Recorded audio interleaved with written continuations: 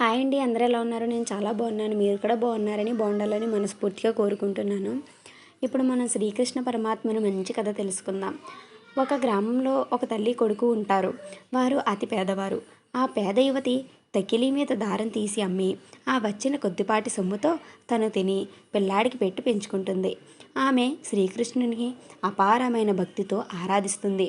పగలు రాత్రి ఆమె దినచర్యలో ఒక భాగం శ్రీకృష్ణుని ధ్యానం. ఇలా ఉండగా ఆ యువతి పిల్లాడిని 5 సంవత్సరాలు వచ్చాయి కనుక ఇంక బడికి పంపించాలని నిర్ణయించుకుంది. తన కొడుకుకు పేరు జటిల అని పెట్టి ఆ అబ్బాయిని బడిలో చేర్చింది. జటిలకు బడి బాగా దూరం. ఒక చిన్న గ్రామం దాటి ఆ గ్రామంలోంచి అడవిలో ప్రవేశించి అడవి దాటితే బడి వస్తుంది. పిల్లాడు బాగా చిన్నవాడు. జటిలకు బడికి కావలసిన పలక బలపం పుస్తకాలు సంచి అన్నీ కొని, బాబు నువ్వు బడికి ఈ రోజు నుంచి వెళ్ళు. అడవి వస్తే అస్సలు భయపడకు. నీకు సహాయంగా రావడానికి ఎవరూ లేరు. నీవే ధైర్యంగా వెళ్ళాలి అని చెప్పి జటిలను బడికి పంపిస్తుంది. జటిల అడవిలో రకరకాల పక్షులను జంతువులు చూసి భయపడిపోయాడు. సాయంత్రం వచ్చేటప్పుడు కొద్దిగా చీకటి కూడా పడుతుంది. ఇంటికి వచ్చి భయంతో తల్లితో, అమ్మా బడి బాగుంది, కానీ ఆ అడవి అంటే నాకు చాలా భయం. నాకు ఎవరైనా సహాయంగా వస్తే కానీ నేను బడికి వెళ్ళను అని ఏడవటం మొదలుపెట్టాడు. బాబు మనకి ఎవరున్నారు? నేను వస్తే ఇంటి పనులు ఆగిపోతాయి. నువ్వు ఒక్కడివే బడికి వెళ్ళాలని నచ్చ చెబుతుంది. ఉదయం అయ్యేసరికి జటిల నేను బడికి వెళ్ళనో అని ఏడుస్తూ కూర్చున్నాడు. తల్లి ఎలాగో ఎన్నో విధాలుగా నచ్చ చెబుతుంది. జటిల భయంతో వణికిపోతూ అమ్మా నువ్వు నాతో రా అని ఆవిడ కొంగు పట్టుకొని ఏడుస్తాడు.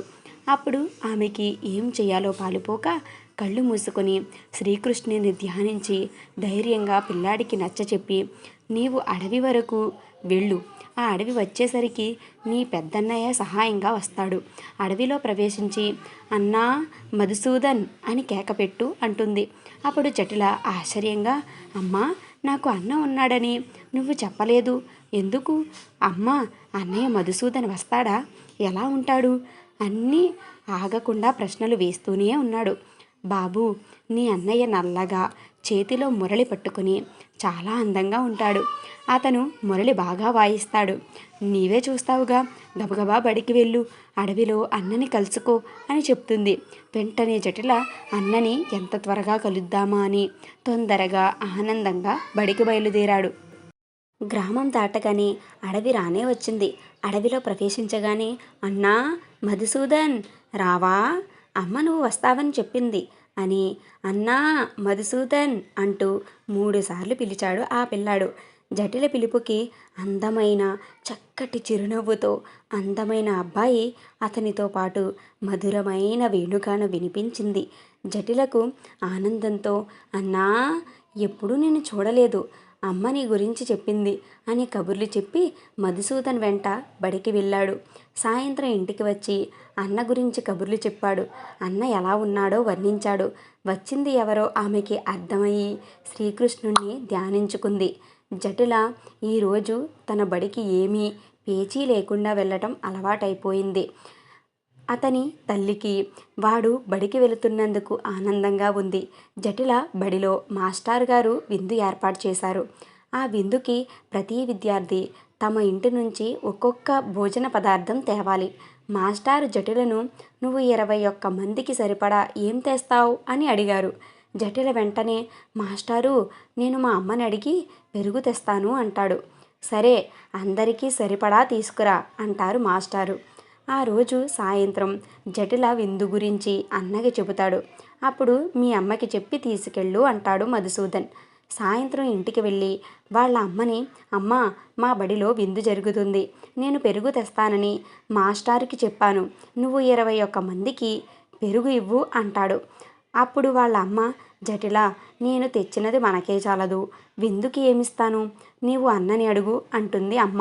మరుసటి రోజు జటిల అన్నతో, అన్నా మా అమ్మ ఏమీ ఇవ్వలేనని అంది, నీతో చెప్పమంది అంటాడు. అయితే సరే ఈరోజు నేను తెస్తానులే అని హామీ ఇచ్చాడు మధుసూదన్. ఆ రోజు రానే వచ్చింది.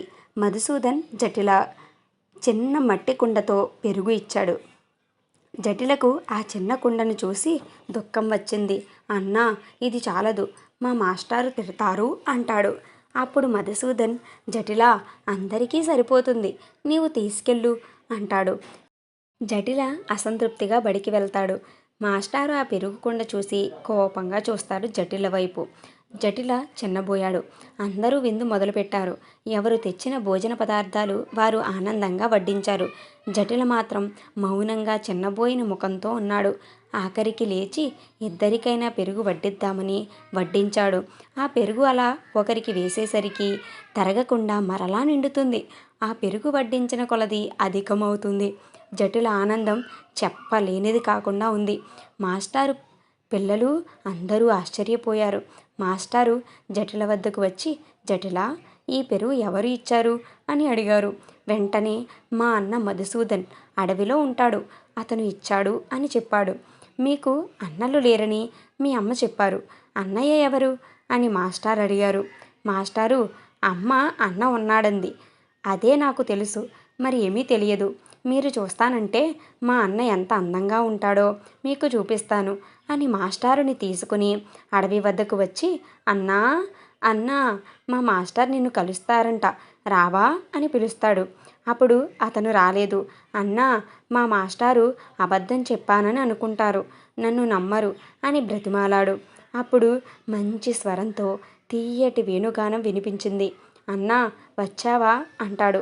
జటిల, బాబు, నేను మీ మాస్టారుకి కనిపించను, అతనికి కనిపించడానికి ఇంకా సమయం పడుతుంది. మీ అమ్మ నన్ను అతిగా నమ్మింది, ఆవిడకి భక్తికి నేను నీకు కనిపించాను అని మంచి కంఠం వినిపించింది. మాస్టారుకి ఆయన పరమాత్మ కృష్ణుడు అని అర్థమయ్యి నమస్కరించారు. నమ్మిన వారికి ఎదుటే ఆ దేవుడు ఎప్పుడూ ఉంటాడని శ్రీకృష్ణుని ఈ కథ ద్వారా మనకు అర్థమవుతుంది. మనసారా ఆ దేవుణ్ణి స్మరించుకున్న వాళ్ళకి ఆ దేవుడు ఎప్పుడూ